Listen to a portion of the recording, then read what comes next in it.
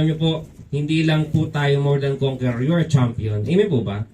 Na sabi nga 'di ba sa 1 Corinto chapter 10 verse 30, 'di ba? Walang pagsubok na dumarating sa inyo na hindi nararanasan ng ibang tao, ngunit maaasahan natin ang pangako ng Diyos na hindi niya tayo pababayaang subukin ng higit pa sa ating mga kaya.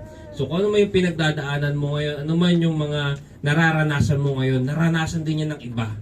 At maaaring nalagpasan din nila yan at napagtagumpayan. So kung kaya nila, kaya mo rin. Amen po ba?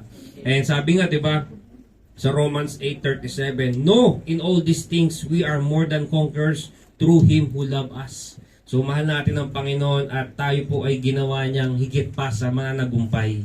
So kung ikaw ay sinasabihan, binubulungan ng kaaway na hanggang dyan ka na lang, di ba?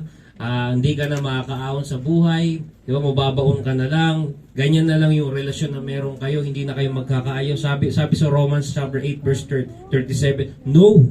Alam mo yung salitang no? Talagang hindi ka nag-agree na ito lang yung binibigay sa iyo ng kaaway, ito yung dinidikta sa iyo ng kaaway na hanggang dyan ka na lang.